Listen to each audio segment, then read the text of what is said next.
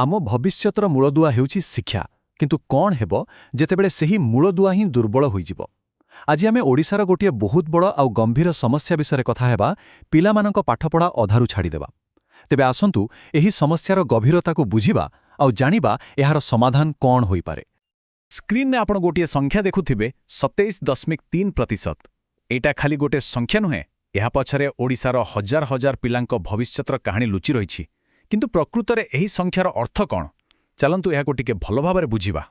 हाँ, एही 27.3% हेउछि ओडिशारे माध्यमिक स्कूल स्तररे पाठपढ़ा छाड़ुथिबा पिलामानंकर हार।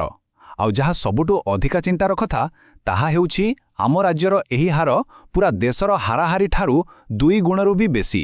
एटा वास्तवरे गोटे बहुत बड़ संकटर सूचना देउछि। तेबे आसंतु प्रथमे एही आश्चर्य कला भली संख्या पछरे थिबा कारणगुड़िकु आहुरी पाखरु देखिबा। आगकु जिबा पूर्वरु चालंतु गोटिए कथा स्पष्ट करिदेबा। स्कूल ड्रॉप आउट कहिले आमे कोन बुझू? एकदम सरल भाषारे जेतेबेले जणे पिला निज पाठपढ़ार कोनोसी स्तरकु संपूर्ण करिबा आगरु ही स्कूल जिबा बंद करिदिए ताकु ही ड्रॉप आउट बोली कुहा जाए। एही तथ्यरे गोटिए कथा बड़ आश्चर्यजनक। देखंतु प्राथमिक स्तररे ड्रॉप आउट हार प्राय नाही कहिले चले, जहा गोटिए बहुत बड़ सफलता। किंतु जेमिति जेमिति पिला माने बड़ श्रेणी को जाउछंती समस्या सेमिति बढ़िबारे लागुछि। उच्च प्राथमिक स्तररे एहा 7.3%, किंतु माध्यमिक स्तररे पहुंचिबा बेलुकु एहा सीधा डेई पडुछि 27.3% को। एहा ही प्रकृत संकट। ठीक अछि, तेबे समस्याटा कौन ताहा आमे जानिगले। एबे सबुठु बड़ प्रश्न हेउछि एमिति काहींकी हेउछि। चालंतु एहारा मूल कारणगुड़िकु खोजिबा। ताहले से केउ कारणगुड़िक जहा पिलामानंकु स्कूलरु दूरेई नेउछि? देखंतु एहार उत्तर एते सहज नुहे। एहा पछरे अनेक गुड़िए कारण जड़ित। आसंतु सेगुड़िकु गोटिए पर गोटिए देखिबा। एहार सबुठारु बड़ आउ मुख्य कारण हेउछि आर्थिक चाप। कल्पना करंतु अनेक परिवार पाई पेटकु तिमुठा दाना जोगाड़ करिबा ही सबुठु बड़ संघर्ष। एभଳି स्थितिरे पिलामाने पाठपढ़ा छाड़ी परिवारकु साहाय्य करिबा पाई काम करिबाकु बाध्य हुअंती, कारण पाठपढ़ार स्वप्न उपरे पेटर भोक भारी पड़ी जाए। केवल घरर समस्या नुहे, स्कूल भितरर परिवेश मध्य एक बड़ कारण। जेतेबेले गोटिए पिला स्कूल को जाए आउ सेठारे भल शौचालय, पीवा पानी किंबा बसिबाकु भल श्रेणीगृहटीए भी नथाए, सेतेबेले तार मनोबल भांगी जाए। आउ जदि शिक्षक नथांती किंबा एटे पिलांक भितरे ता उपरे केही ध्यान देई पारंती नाही, तेबे से धीरे धीरे स्कूल ठारू दूरेई जाए। आउ गोटिए कथा जानिचंती, पिलामानंकर पाठपढ़ा जीवनरे किछि एमिति समय आसे जेतेबेले स्कूल छाड़िबार आशंका सबुठु अधिक थाए। एही समयगुड़िक ही सबुठारु गुरुत्वपूर्ण। मुख्यतः एमिति 2टी मोड आसे। प्रथमटी हेउछि पंचमरु षष्ठ श्रेणी को जीवा समय, जेतेबेले प्रायतः स्कूल बदली जाए। आउ द्वितीयटी हेउछि अष्टमरु नवम श्रेणी, जेतेबेले पाठर चाप बढ़ी जाए। एही 2टी समयरे ही अनेक पिला निज रास्तारु हटि जाआंती। जेतेबेले जणे पिला पाठ छाड़े एहार मूल्य किए दिए?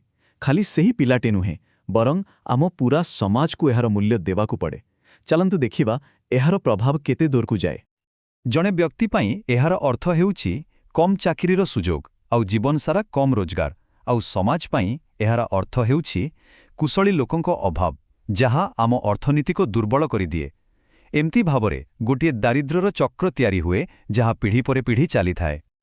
हेले कौन खाली समस्या ही रहिछि? ना, एमिति नुहे। एहार समाधान पाई मध्य बहुत उद्यम करा जाउछि। एबे आमे देखिबा सरकार एही समस्यार मुकाबला करिबा पाई कौन सबु पदक्षेप नेउछंती। सरकार अनेक गुरुत्वपूर्ण योजना आरंभ करिछंती। शिक्षा अधिकार आईन शिक्षा को एक अधिकार रे परिणत करिछि। आकांक्षा भली योजना आदिवासी पिलामानंकु हॉस्टेल सुविधा देई पाठपढ़ारे साहाय्य करुछि। आउ मध्याह्न भोजन योजना तो पिलांकु स्कूल को टाणी आनिबारे बहुत साहाय्य करुछि।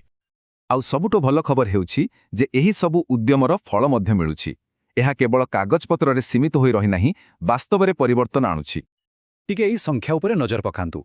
अनुसूचित जनजातिर पिलामानंक मध्यरे ड्रॉप आउट हार 2021-22 रे प्राय 33% थिला, किंतु मात्र 2 वर्ष भितरे 2023-24 सुद्धा एहा 18% को खसी आसीछि। एहा केते बड़ सफलता! एथिरु स्पष्ट जଣା पडुछि जे जदि आमे सठिक दिगरे चेष्टा करिबा तेबे परिवर्तन संभव। एही सफलता निश्चित भाबरे आमकु उत्साहित करुछि, किंतु लढाई एपर्यंत सरी नाही। आगुकु एबेबे अनेक बाधाविघ्न अछि। तेणु आगुकु आमर रास्ता कौन हेबा दरकार, चालंतु ता उपरे दृष्टि देबा। ଦେଖନ୍ତୁ ଏବେ ବି ରାସ୍ତାରେ କିଛି ବଡ଼ ବାଧା ରହିଛି। ପ୍ରଥମତଃ ତଥ୍ୟରେ ତାଳମେଳ ରହୁନାହିଁ, ଯାହା ଯୋଜନା କରିବାରେ ଅସୁବିଧା କରୁଛି। ଦ୍ୱିତୀୟରେ କିଛି ସ୍ଥାନରେ ଲୋକଙ୍କ ମାନସିକତା ଏବେ ବି ଶିକ୍ଷା ଅପେକ୍ଷା ତୁରନ୍ତ ରୋଜଗାରକୁ ଅଧିକ ଗୁରୁତ୍ୱ ଦେଉଛି। ଆଉ ତୃତୀୟରେ ଗାଁ ଗହଳିର ଖରାପ ରାସ୍ତାଘାଟ ଏବଂ ଦୂରରେ ଥିବା ସ୍କୁଲ ଏବେ ବି ଏକ ବଡ଼ ସମସ୍ୟା। ତେବେ ଆଗକୁ ଯିବା ପାଇଁ କ'ଣ କରାଯାଇପାରେ? ଯେଉଁ ପିଲାମାନେ ପାଠ ଛାଡ଼ିବାର ଆଶଙ୍କାରେ ଅଛନ୍ତି ସେମାନଙ୍କୁ ଶୀଘ୍ର ଚିହ୍ନଟ କରିବାକୁ ହେବ। ଅଭିଭାବକମାନଙ୍କୁ ଏଥିରେ ସାମିଲ କରିବାକୁ ପଡ଼ିବ।